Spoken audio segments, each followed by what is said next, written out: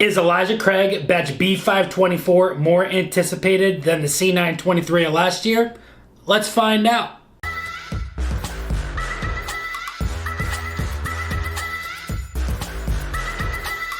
What is going on, everybody? Nathan here with the Everyday Drinker, bringing you guys a brand new video. Today on the bar top, we have the two new releases from Heaven Hill. On my left, we have the Elijah Craig batch B524, and on my right, we've got the Larceny batch B524. Now, before we get into the video, make sure you guys drop that like, leave a comment down below on which one of these two you think is better and which one you would prefer picking up at a store. Also, make sure to smash that subscribe button because we're on the road to 20,000 subscribers, and that is looking more like it's going to happen than it is not. And I wish that every single one of you watching this video right now is a part of that journey. Also, check out the Patreon and new things happening over there. Link is down below. But without further ado, let's get into the nitty-gritty of today's video. Like I have said, on our left, we have the Elijah Craig batch B524, and I think that a lot of people are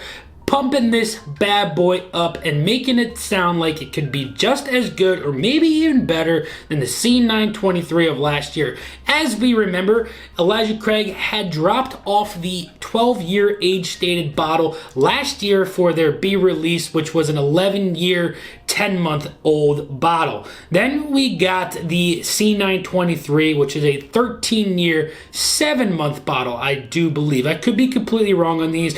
And then we got this year's A release, which was, I believe, a 10-year, some month release, and we were not happy about that because we were slowly but surely getting very far away from that 12-year age statement. And if I do believe, that bottle was also like 119 proof, so we were low age, low proof.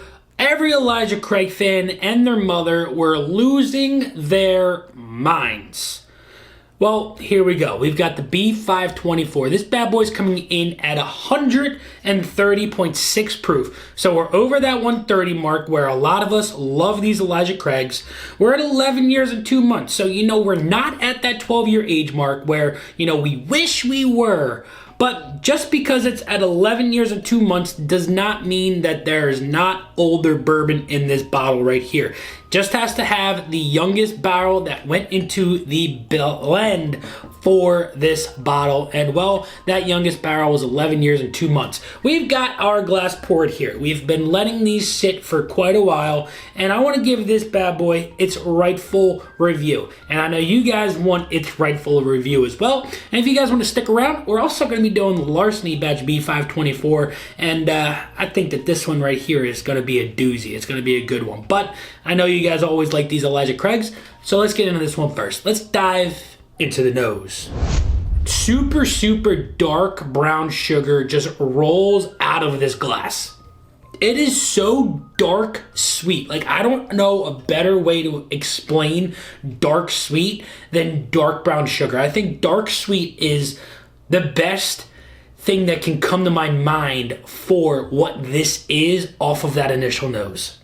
Almost has like a rye bread or like a pumpernickel bread quality to it as well. It's got that really nice bready note, but it's subdued with a lot of that really nice sweetness that comes through as well. I'm getting a vanilla icing. Wow, that is a really, really complex and enjoyable nose. That is something else right there. The nose already is better than the A batch. Wow, that is one heck of a nose. Let's get into the palate and see if the palate has anything comparative to what that beautiful nose is. Cheers, everybody. The initial sip, the initial first thing that comes through that hits you is heat. You get a lot of heat on your tongue. You get a nice Kentucky hug that goes down. So let's get into our second sip and see if that heat subdues and we can find those beautiful nuances that this Elijah Craig has to offer. Very, very viscous, very oily. The dark sweetness is not there. It's a very bright, enjoyable component that switches from the nose into the palate. I get a really nice soft oak, completely touches and like singes the tip of your tongue, but it's not a burn. It's almost like it's a smokiness in a way. That is really, really nice. It's layered with a little bit of like a burnt sugar on there, like a creme brulee almost. And then you get a little bit of a cinnamon dusting. That is really, really nice. You get oak, you get burnt sugar, and then you get cinnamon. It's those layers that just fall into a beautiful, beautiful harmony. You know, going into your third sip, the heat dissipates dramatically. It just goes away, and you can find everything that this whiskey has to offer. It's dark, but at the same time, it's light. I don't know the best way to explain that. Like, it's viscous, it's oily, but it's light on the palate, but you get dark, rich notes. And this is a ride. This gives you a full-fledged ride. I put this bottle right here on the bar top for a reason, because I want to see if the C923, I'm down half of my bottle. This is a scary, scary thing to be halfway down on. And let's give a little pour of this. And I just want to give a little comparison. I know you guys are wanting to see what this comparison is, because, you know, we all love this, you know, even though blah, blah, blah about the laser code, schmazer code, I don't give a flying fladoodle about laser codes. This was a darn good pour whiskey. And obviously, it's a little bit darker. But let's compare these noses real quick. Oh yeah, C923's nose is so much darker and fuller. The C923's nose is insane. I could smell this bourbon for a week. I could only smell this one for a day. Cinnamon, brown sugar, there's so much on the C923. I'm going to go into it. Yeah, the C923 is right now a little bit better. You know, I'm going to give this bottle a little bit of time to open up and see what it has to offer, because, you know, this bottle has already been opened up for about 6 months now, so it's had plenty of time to get some oxygen in there and breathe and open up to its fullest potential. This one, not so much. So C923 right now takes the win. That's most likely going to be a given, but that does not mean that this bottle right here, the B524, isn't good. Because man, oh man, that's a delicious pour. But we've got one more bourbon on the right here to get into. And this is the Larceny Batch B524, coming in at 125.4 proof, which for all you European snobs out there is 62.7% alcohol. That's not bad. That's a good proof point. That's 125. I like that area. I like where we're sitting with this bottle right here. Now, these things are these Larcenys, right? These barrel-proof batches, you know, these are supposedly 6 to 8 year old wheated bourbons. And, you know, that is the staple for these Larceny releases, is that 6 to 8 year, really, really nice age range for a nice wheated barrel-proof bourbon.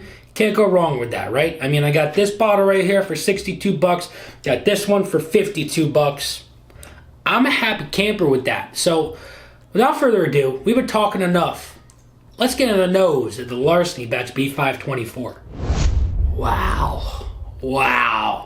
As a wheated bourbon fan, this is so reminiscent of some of those really, really good batches of Larcenys, like the C922, the C923, even the A123, which was phenomenal. Maple syrup in a glass. Wow, that is mapley. That is a vanilla creme brulee, but not like super burnt. It's just really, really nicely toasted. It's not black. It's a nice brown toast on top of that creme brulee. You tap into that creme brulee and you get the nice little crackling of that toasted caramelized sugar. Oh my God, that's so nice. Along with like orange peeled oil. Like when you take the peel off of an orange to express those oils onto like an old-fashioned or a cocktail, you get that little bit of like mist into your face. That is what you are getting off of this. You're getting a really nice, just browned creme brulee maple syrup, and orange peel oil. Oh my God, that is freaking fantastic. Let's get to the palate. Whoa. I'm speechless. It's almost bringing a tear to my eye. Wow. That has so much thick, syrupy qualities to it that it was one of those pours that made me speechless on the first sip. Let's get into the second one real quick. That's a $100 bottle of bourbon hiding in a $50 bottle. That is wonderful. That is wonderful. I am getting so much syrupy, mapley notes coming off of that is just so well balanced. It's like a maple syrup pancake with those really, really nice blueberries on top. You know, you get a lot of fruit. But then right after that, oh my goodness, it just transitions into this cola effect. Like you're taking a sip of a nice cold Coca-Cola, but it's just so well balanced. It transitions so nicely. Like it's warm and bright and inviting with that maple syrup and those pancakes and the fruit. And then once that fruit starts to mingle a little bit on your saliva and on your tongue, it just switches completely into this 180 effect and turns into a dark cola. And it happens so rapidly and so quickly that you're not expecting it to happen. But it is one of those changes that is absolutely wonderful. Wow, that is incredible. That is, all right. That Larceny right there turns you for a ride. You know, both of these right now are going to sit. They're going to open up and they're going to be entered into, you know, the bourbon of the year. And we're going to see later on in the year where these fall.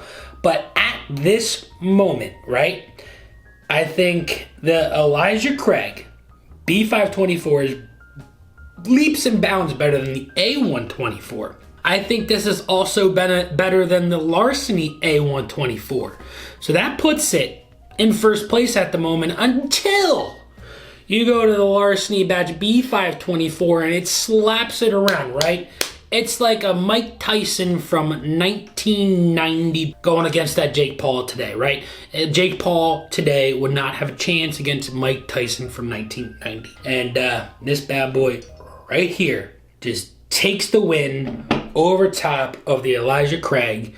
And the B batches are both fantastic, but if you had to pick one on a whim with only one option, Larceny takes it for me for the B batches for 2024. Hope you guys enjoyed this one. Let me know in the comments down below which one you would pick up when you see them in the stores. Hope you guys enjoyed it. Till next time, this has been Nathan with The Everyday Drinker. Cheers.